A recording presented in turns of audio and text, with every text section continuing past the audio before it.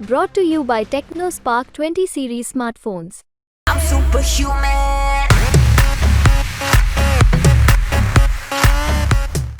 अगर ऑप्शन खुला है।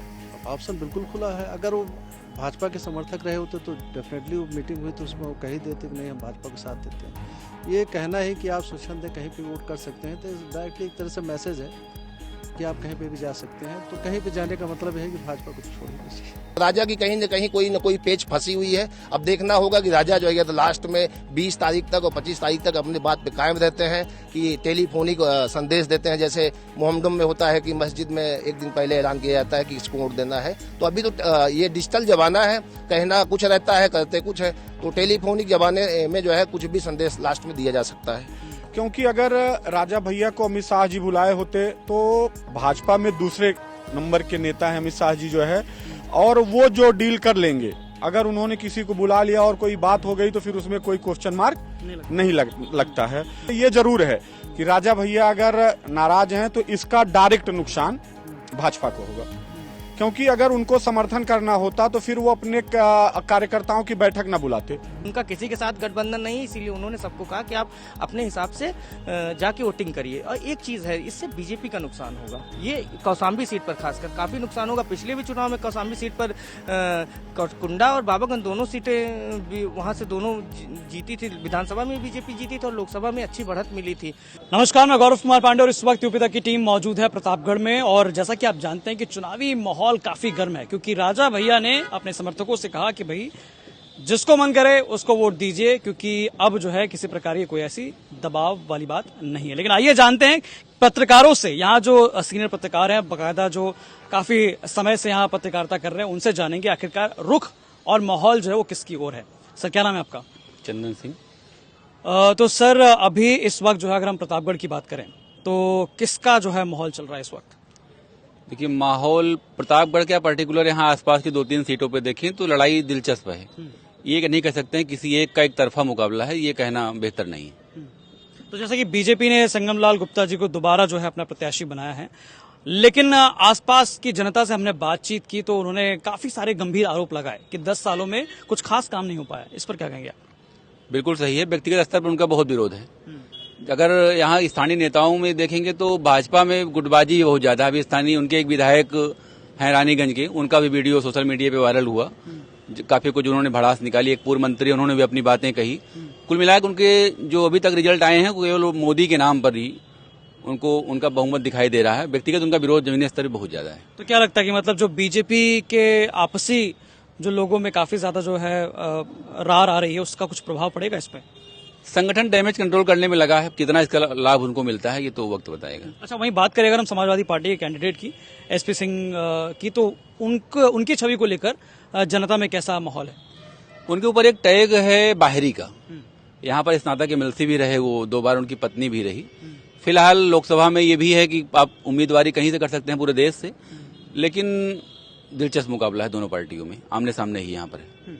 अच्छा, अब क्योंकि प्रतापगढ़ में सबसे ज्यादा चर्चा जो है एक कैंडिडेट की नहीं है, राजा भैया को लेकर 2-3 दिन से काफी ज्यादा जो है माहौल गर्म है।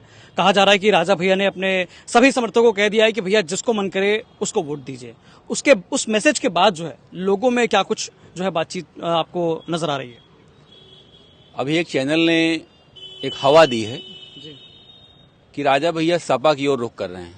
फिलहाल हम लोग यहाँ के स्थानीय हैं। अब बाहर से कोई बैठ के ये बता दे कि ये हवा इस तरफ बह रही है तो ये गलत है। फिलहाल हम लोगों ने भी बात भी की राजा से, तो उनका साफ कहना ये है कि हमने अपने कार्यकर्ताओं से ये संदेश दिया है और ये भी कहा है कि जितने प्रत्याशी यहाँ हैं, विशेषकर कौशाम्बी सीट से, कोई भी इस पैमाने पर खड़ा नहीं उतरेगा कि हम उसकी गारंटी ले सकें कि वो आपके सुख दुख में खड़ा रहेगा। तो बेहतर होगा आप चाहे जहां वोट करें, लेकिन वोट जरूर करें, नोटा का बटन न दबाएं। अच्छा, ये बहुत बड़ा मैसेज है। लेकिन कुछ दिन पहले जो है कौशाम्बी के जो सांसद रहे हैं वो विनोद सोनकर जी और बकायदा संजीव बालियान के साथ उनके घर पहुंचे थे। वो जो मुलाकात थी उसको जो है आप किस नजरिए से देखते हैं? नजरिया यही है कि एक पत्रकार के तौर पे ये है कि जब चिड़िया चुग गई खेत तो पछतावे का होता है। गृह मंत्री से मुलाकात बेंगलुरु में हुई, यहाँ गृह मंत्री आए, यहाँ उन्होंने कुंडा बाबागंज के साथ साथ राजा का नाम भी नहीं लिया। तो अब बाद में आप डैमेज कंट्रोल करें, ये बेहतर नहीं मेरे हिसाब से। तो मतलब क्या लगता है कि उनकी तरफ से देरी हो गई? बिल्कुल, एक व्यवहारिक तौर पे यही देखा जा रहा है। अच्छा, ये भी कहा जा रहा है कि राज्यसभा चुनाव में कहीं ना कहीं राजा भैया ने जो है समर्थन दिया था बीजेपी को, तो वो कहीं ना कहीं एक इशारा था, एक संकेत था। उसके बाद बीजेपी लेट हुई है या फिर कुछ बीच में लगता है आपको कुछ हुआ है? देखिए, ये राजनीतिक स्तर की बातें हैं, उनके स्तर की बातें हैं। अंदर क्या खिचड़ी पक रही है हम आप बेहतर नहीं बता पाएंगे। जी बिल्कुल। तो आपने सुना किस प्रकार से इन्होंने जो है कैंडिडेट्स की प्रोफाइल आपको बताई बीजेपी और समाजवादी पार्टी की। सर, आपका नाम? राजीव पांडे। तो पांडे जी, आपके हिसाब से जो है क्या माहौल चल रहा है? लगभग मिला जुला माहौल चल रहा है, दोनों ही पार्टियां अच्छी लड़ रही हैं। साथ में बसपा ने आके एक कहीं ना कहीं वो एक तरह से संगम को कुछ लाभ मिलता है अगर उस तरफ कुछ वोटर जाते हैं तो जो संगम के ही नुकसान होगा। जो इस समय प्रेजेंट में यहाँ के सांसद हैं, अगर बसपा जितना अच्छा लड़ेगी वो संगम को उतना ही नुकसान पहुंचाएगी। सर, इसके अलावा जो राजा भैया पर काफी ज्यादा चर्चा है, तो राजा भैया ने जो अपने समर्थकों को एक मैसेज दिया है, वो मैसेज आप किस नजरिए से देखते हैं? मतलब क्या उसका जो इम्पैक्ट पड़ेगा यहाँ पर? अब उस नजरिए को इस तरह से देख सकते हैं कि भाजपा ने एक अच्छा उनके पास अवसर था। नो डाउट छोटी पार्टी थी, फिलहाल इस समय उनकी पार्टी बसपा से तो बड़ी है और लोकदल से बड़ी है, लगभग तीसरे नंबर पे पार्टी के उसमें जानी जा रही है। तो एक अच्छा था कि 2 सीटों पे उनका बहुत बड़ा वर्चस्व है, कुंडा और बिहार पे, जहाँ पे जो चाहते हैं वो चीज़ें हो जाया करती हैं। तो एक जन समुदाय उनके साथ बहुत लगाव के साथ जुड़ा रहता है, कोई दबाव के साथ नहीं है वहाँ पे उनके लिए जो वोटिंग होती है। तो भाजपा ने अपना एक अच्छा खासा अवसर, वहाँ से उनको नुकसान तो हो ही सकता है। इस तरह की जो बातें कही हैं कि आप स्वच्छंद हैं, किसी को भी वोट कर सकते हैं, तो अगर इसको दूसरे एंगल से देखा जाए तो वो एंगल यही शो करता है कि आप भाजपा को छोड़ किसी को भी दे सकते हैं। अगर ऑप्शन खुला है, ऑप्शन बिल्कुल खुला है। अगर वो भाजपा के समर्थक रहे होते तो डेफिनेटली वो मीटिंग हुई तो उसमें वो कह ही देते कि नहीं हम भाजपा को साथ देते हैं। ये कहना है कि आप स्वच्छंद हैं, कहीं पे वोट कर सकते हैं, तो डायरेक्टली एक तरह से मैसेज है कि आप कहीं पे भी जा सकते हैं। तो कहीं पे जाने का मतलब है कि भाजपा को तो छोड़ ही दीजिए। बिल्कुल। तो ये एक मैसेज, बहुत बड़ा मैसेज है, क्योंकि हमने भी आसपास लोगों से जब बात की तो यही कुछ सामने जो है निकलकर बात सामने आ रही है कि अगर उन्हें कहना होता, समर्थन देना होता तो डायरेक्ट समर्थन देते, लेकिन अगर ये बात कही है तो इसका मतलब बहुत दूर की बात है। अच्छा, इसके अलावा अगर हम बात करें 2019 लोकसभा चुनाव की, तो यहाँ के जो जनसत्ता दल लोकतांत्रिक के प्रत्याशी थे अक्षय जी जो है वो तीसरे नंबर पर थे। तो क्या लगता है कि मतलब इतनी बड़ी जो है तीसरे नंबर भी मतलब कोई बुरी बात नहीं है, अगर वो उनका समर्थन यहाँ पर मिलता तो जीत लगती थोड़ा बहुत? डेफिनेटली उनके भी वोटर्स यहाँ पे भी हैं, अगर वो उनको सपोर्ट करते तो निश्चित तौर पे कुछ फिगर और भी दूसरी हो सकती है। तो जनसत्ता दल अगर जिस भी दल को सपोर्ट करेगा वो डेफिनेटली उसके फिगर में चेंज आएगा। तो आपके हिसाब से अगर हम कहें तो यहाँ पर बीजेपी को थोड़ा नुकसान होगा? हाँ, ये तो कहा जा सकता है। अभी जो दिख रहा है फिगर उसमें कहीं ना कहीं कुछ नुकसान तो जरूरी हो रहा है, क्योंकि यहाँ जो स्थानीय सांसद हैं वर्तमान में, उससे कहीं ना कहीं लोगों में कुछ नाराजगियाँ जरूर हैं कि वो मिलते नहीं, सुलभ नहीं है, कहीं आना जाना नहीं हुआ, तमाम तरह की इस तरह की बातें, क्योंकि हम लोग भी फील्ड में घूमते हैं तो इस तरह की बातें लोगों के जरिए आ रही है सामने। तो ये सब चीज़ों में तो उनको नुकसान होना ही। शुक्रिया सर। मैं और भी पत्रकारों से बात करेंगे। सर, आपका नाम? रमेश तिवारी। तो तिवारी जी, आपके हिसाब से जो है यहाँ के लोकल ऐसे कौन से मुद्दे जिस पर लोग वोट देंगे इस बार? देखिए, मुद्दे तो सब गायब हो जाते हैं चुनाव में, सिर्फ संप्रदाय बचता है, जाति बचती है, स्थानीय मुद्दे सब गायब हो जाते हैं कि प्रतापगढ़ की क्या हो सकता है वो सब खत्म हो जाता है। चुनाव आते आते नामांकन जैसे शुरू होता है तो सारे मुद्दे खत्म हो जाते हैं। तो आपके हिसाब से अभी क्या माहौल है? देखिए, 2019 की बात करें तो यहाँ पे सीधे सीधे फाइट हुई थी। बसपा सपा का गठबंधन था, अशोक तिवारी जी उम्मीदवार थे, 3,19,000 उनको वोट मिलता है। और भाजपा चूंकि गठबंधन था अपना दल से जो है, तो कुंवर हरिवंश को टिकट काटा गया और अपना दल के विधायक रहते हुए संगम लाल को टिकट दिया गया। तो मैनेजिंग व्यवस्था के तहत उनको टिकट मिला। तो टिकट पाने के बाद वो 4,36,000 वोट पाते हैं।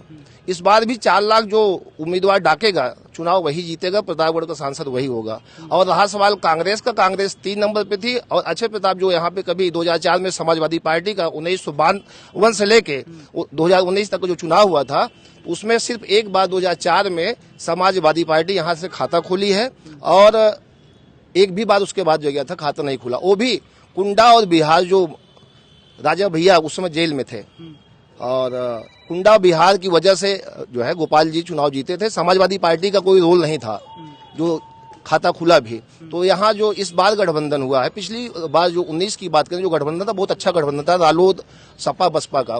तो ये जो कांग्रेस गठबंधन था जो है ये दिख नहीं रहा। कहीं पूरी यूपी 80 सीटों की बात करें तो कहीं 50,000 पाई, कहीं 35,000 पाई, कहीं 80,000 पाई है। तो जमानत दोनों की जब्त थी यहाँ पे 19 में। तो इस बार राजकुमारी रत्ना का भी जमानत जब्त था और अक्षय प्रताप का जमानत जब्त था। यहाँ अभी भी जो है फाइट जो है सीधे सीधे सपा और भाजपा की है और दोनों में से कोई एक कैंडिडेट जीतेगा। बड़ी अच्छा, राजा भैया की तरफ से जो मैसेज आया, उस मैसेज के बाद जैसा उन्होंने कहा कि भाई आप लोग बिल्कुल अपने समर्थकों को कहा कि आजाद हैं, आप जहां मन करे वहां वोट दीजिए, इस मैसेज को आप किस रूप से देखते हैं? देखिए, जनता बहुत जागरूक हो चुकी है और जनता सब जान रही है कौन खिचड़ी कहाँ पक रही है। जब तक अमित शाह भाजपा से खिचड़ी पकी तब भी जानी, उसके बाद जो है नरेश उत्तम प्रदेश अध्यक्ष चाहते हैं कि इधर डील होती है, वो भी जनता देख रही थी। तो दोनों जगह जो डील हुई तो राजा भी डैमेज हो गए इस डील में और ये संदेश चला गया कि राजा दोनों जगह खेल रहे हैं। इसलिए उनको मजबूरी में कहना पड़ा, क्योंकि जो है विधानसभा की बात करें तो अखिलेश यादव आए थे, कुंडा में कुंडी बंद करने की बात किए थे और गुलशन यादव से लगातार उनके जो है झगड़े चल रहे हैं, सब जग जाहिर है। तो अपने समर्थक को ये नहीं कह सकते कि जाके जो है गुलशन यादव या समाजवादी पार्टी को वोट दे, और ये भी नहीं कह सकते क्योंकि भाजपा से डील नहीं हो पाई। तो दोनों जगह वो नहीं कह सकते, उनकी मजबूरी थी ये कहना कि जनता जनार्दन जो जहां चाहे जिसको आशीर्वाद देना चाहे दे सकती है। तो मतलब फंसे हुए थे इसलिए जवाब दे दिया। जनता जान रही है कि राजा का मन कहाँ है। अच्छा, इसके अलावा बात करें लोगों से मिलने की, तो अमित शाह से मुलाकात, उसके बाद विनोद सोनकर कौशाम्बी से सांसद, वो भी पहुंचे, प्रत्याशी हैं इस बार। उनके साथ जो संजीव बालियान, वो भी सांसद, इस बार वो भी प्रत्याशी थे। इन लोगों का पहुंचने का क्या मैसेज था? देखिए, संजीव बालियान जो है मुजफ्फरनगर से बड़े लीडर हैं और मोदी कैबिनेट में हैं, ठीक है। और जब से वो अमेठी प्रभारी बन के आए हैं तब से ये डील चल रही है और संजीव बालियान की डीलिंग की वजह से बेंगलुरु की जो मुलाकात हुई अमित शाह से, वो संजीव बालियान ही उसके माध्यम से, एक आईपीएस अधिकारी बड़ा और जो है संजीव बालियान की मिली मतलब संयोजक कह लीजिए, संयोजकत्व में ये मुलाकात हुई थी। और 12 तारीख को मंच साझा होने की बात थी, उसमें जो है अड़ंगेबाजी आई, तो वही डील लगता है। उसके बाद शाम तक ये राजा भैया की तरफ से आता है कि हम 14 तारीख को कार्यकर्ता और पदाधिकारी उस मीटिंग करेंगे, उसके बाद निर्णय लेंगे। उस मीटिंग से पहले देखा गया कि संजीव बालियान और विनोद सोनकर जाके उनके कोठी पे मिलते हैं और जो फुटेज मिली देखने को, फोटोग्राफ्स मिले, वो बड़े विचित्र हैं। मतलब जैसे दूल्हे के फूफा नाराज होते हैं उस तरीके से राजा भैया नाराज हुए और जो उनके तेवर थे वो बड़े खिलाफ थे और लगा कि उनको बेइज्जत करके जो है भगाया गया विनोद सोनकर को, क्योंकि विनोद सोनकर सवर्ण को, क्षत्रिय ब्राह्मण को मतलब एक तरीके से गाली दिए थे, कहते कि जितने ब्राह्मण वो सैयद बन गए, जितने क्षत्रिय थे वो पठान बन गए। तो ये राजा की नाराजगी थी और इसलिए उनको बुलाया और संजीव बालियान के सामने बेइज्जत किया। मुझे तो यही लगा पूरे प्रकरण में। लेकिन एक और इसी के साथ तस्वीर वायरल हो रही है, उनके जो युवा जिला अध्यक्ष किसी मतलब पद के अधिकारी हैं जो कि समाजवादी पार्टी के जो है मतलब मीटिंग में बैठे हुए थे सिराथू में, वो तस्वीर काफी ज्यादा वायरल है। देखिए, चुनावी समय है, पुरानी फुटेज लगा के और मिक्सिंग करके कुछ भी किसी की वीडियो, किसी की फोटो जोड़ के कहीं देखा जा सकता है। राजा ने जब स्पष्ट कर दिया कि जनता जनार्दन जिसको वोट देना चाहे दे सकती है, नोटा मत दबाएं, किसी न किसी उम्मीदवार जिसको समझे दे, तो अब किसी की फुटेज निकालना, किसी की वीडियो निकाल के डालना, फोटोग्राफ्स जोड़ के देखना, ये अच्छी बात नहीं है। क्योंकि यहाँ पे 25 तारीख को मतदान है छठे चरण का और 20 तारीख को मतदान है कौशाम्बी का, और कल प्रधानमंत्री नरेंद्र मोदी की प्रतापगढ़ में जनसभा है।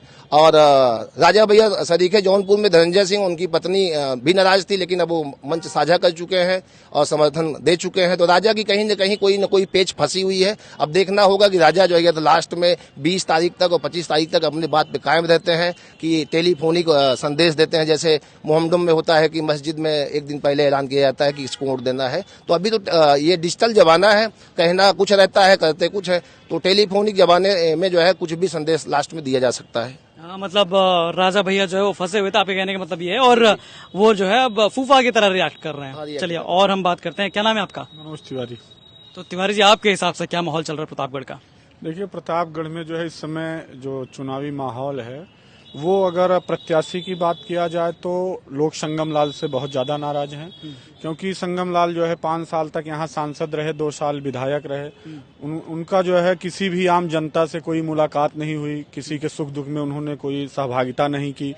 और रही बात सपा प्रत्याशी की, तो सपा प्रत्याशी के साथ एक बाहर का टैग लगा हुआ है कि वो बाहरी व्यक्ति हैं, लेकिन वो राजनीति में कोई व्यक्ति न बाहरी होता है न कोई व्यक्ति घर का होता है, क्योंकि राजनीतिक स्तर पे जो है एसपी सिंह पटेल जी जो है संगम लाल से काफी सीनियर हैं।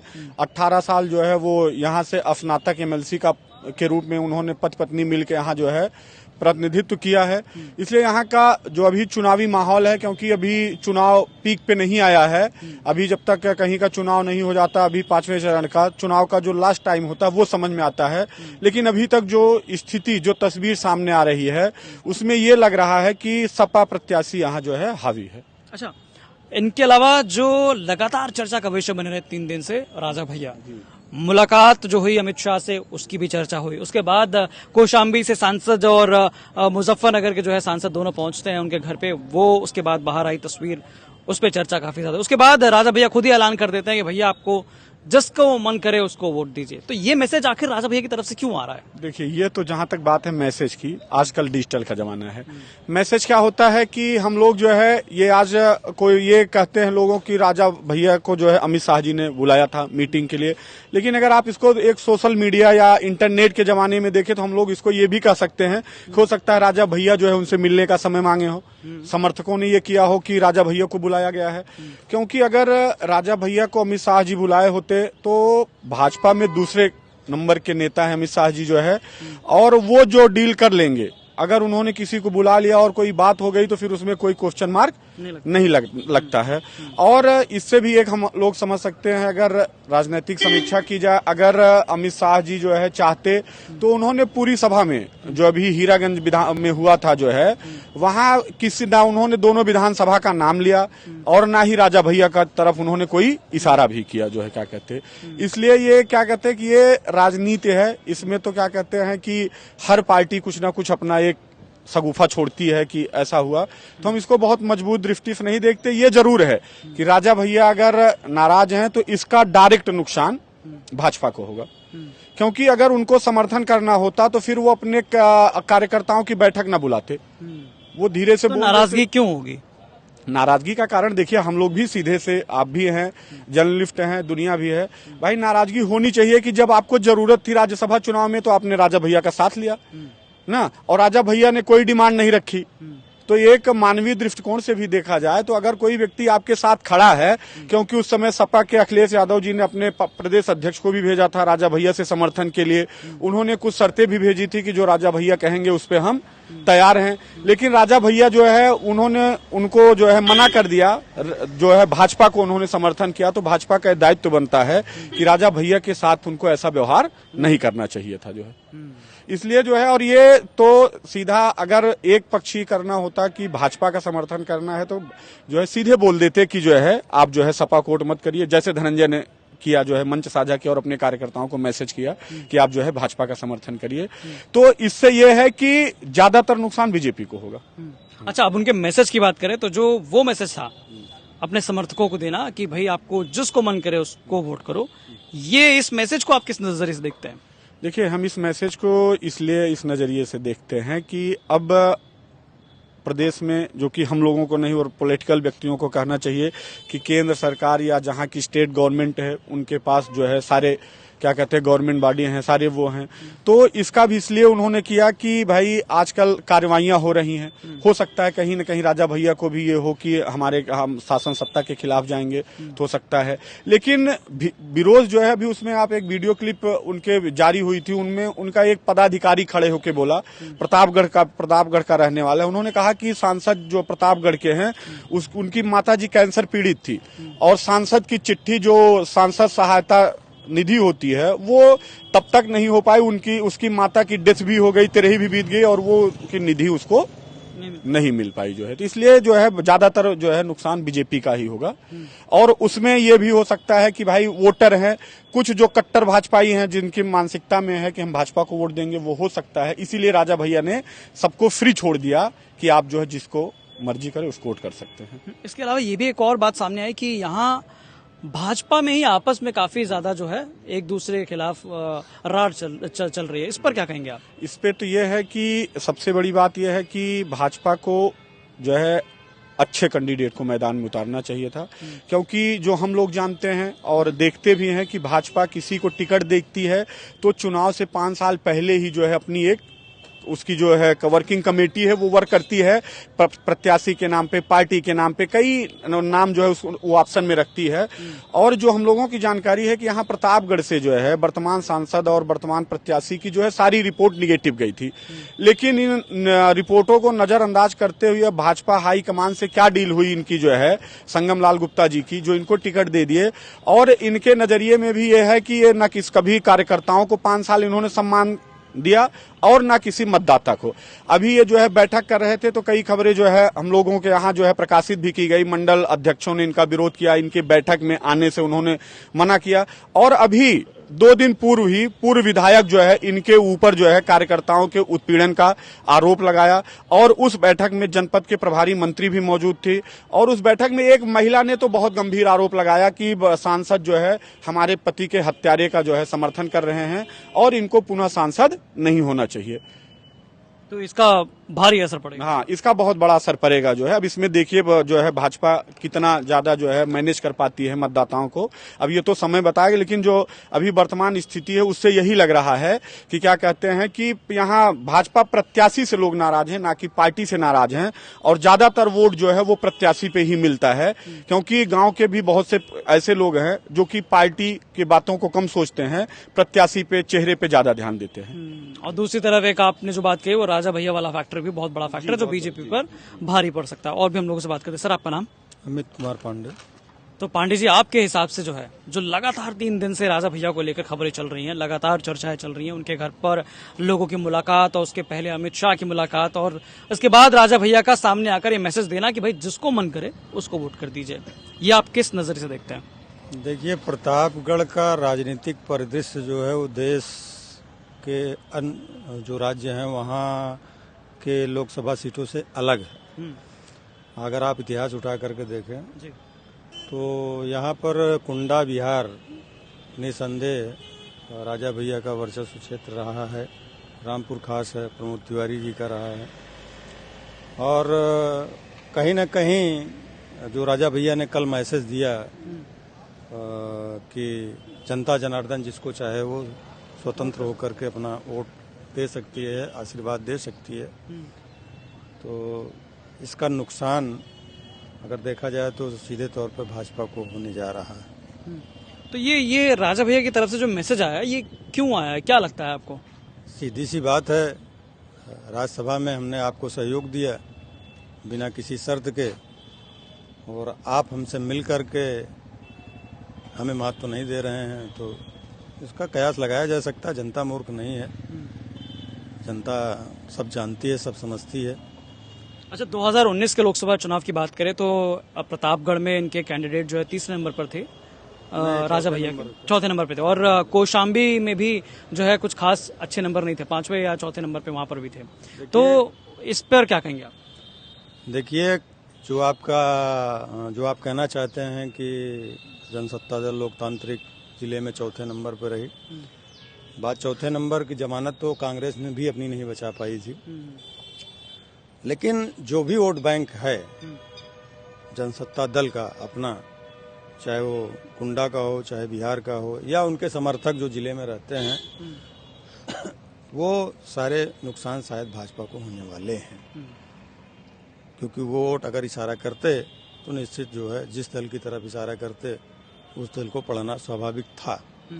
तो कहीं न कहीं नुकसान तो हो रहा है।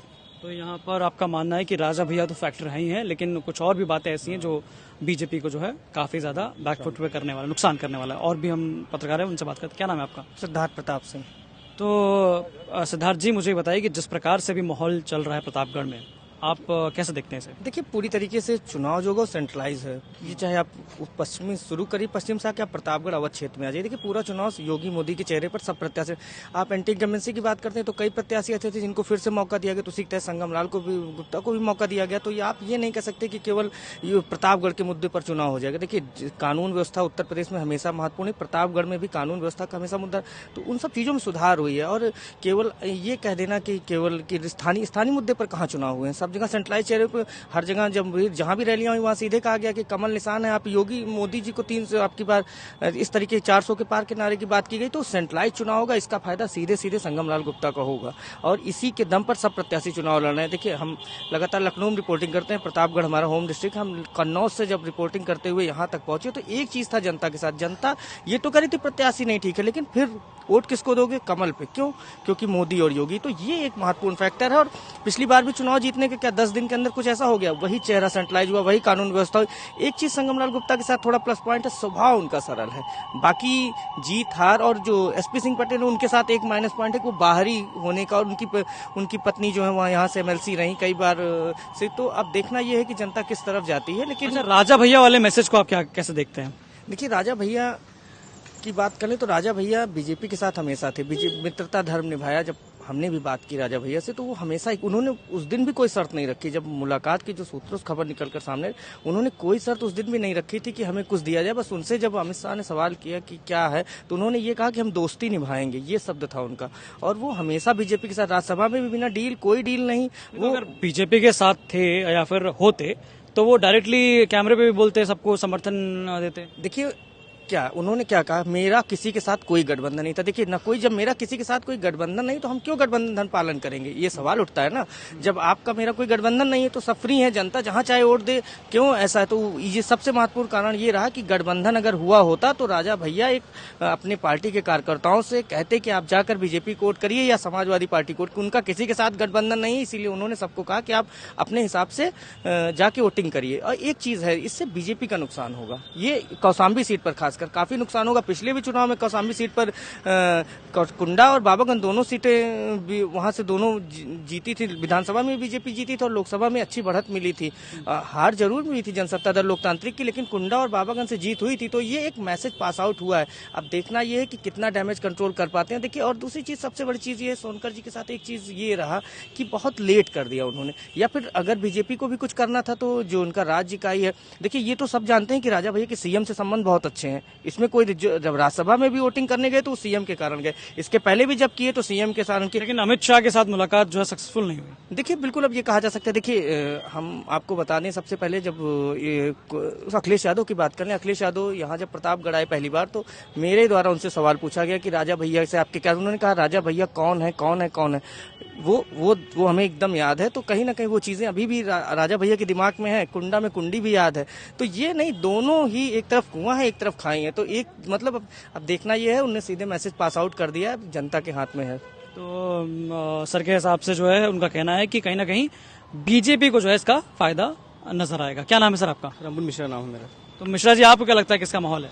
देखिए, माहौल तो जो जनता के बीच में है वो कांटे की टक्कर है। कांटे की टक्कर है, बहुत टक्कर है कांटे की। और जो बीएसपी है उसके जितने भी वोट उठेंगे ये भाजपा को नुकसानदायक है। लेकिन राजा भैया के मैसेज को आप किस तरह से देखते हैं? देखिए, राजा भैया का मैसेज मतलब ये है कि जो उनकी मुलाकातें हुई अमित शाह से, अब दोनों में क्या बातें हुई उन्हें बता सकते हैं, हम आप नहीं जा सकते हैं। कुछ गड़बड़ी है तभी 12 तारीख को यहाँ पे वो हुआ था, वहाँ पे गए नहीं। उसके बाद उन्होंने ऐलान कर दिया कि 14 तारीख को मेरी बैठक है।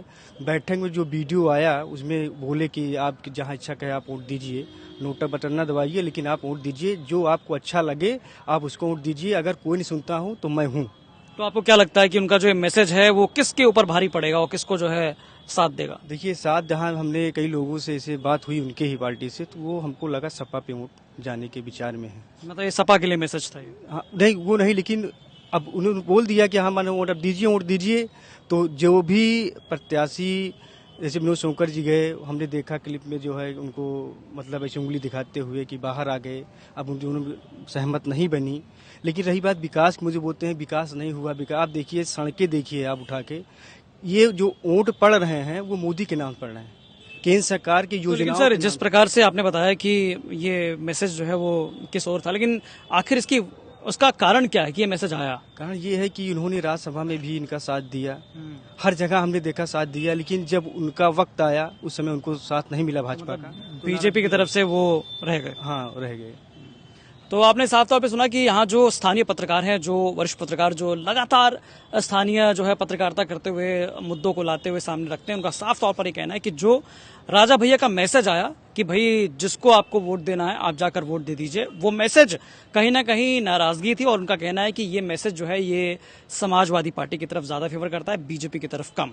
और इसके पीछे भी पत्रकारों ने बताया कि कारण ये है कि जिस प्रकार से राज्यसभा के चुनाव थे उस दौरान राजा भैया ने बिना शर्त जो है समर्थन दिया था बीजेपी का, उसी का कहीं ना कहीं ये नतीजा है कि भाजपा ने इस बार उनको जो है पूछा नहीं, उनको देखा नहीं, और यही कारण है पूछने में काफी ज्यादा लेट हो गए। तो ये कहीं ना कहीं कहा जा रहा है कि इसका कहीं जो नुकसान है वो बीजेपी को अब झेलना पड़ेगा। हालांकि यहाँ जमीनी रूप से पत्रकारों ने बता दिया आपको किस प्रकार से चर्चाएं चल रही है। बाकी तमाम ऐसे ही चुनावी जो है चर्चा के लिए आप देखते रहिए यूपी तक।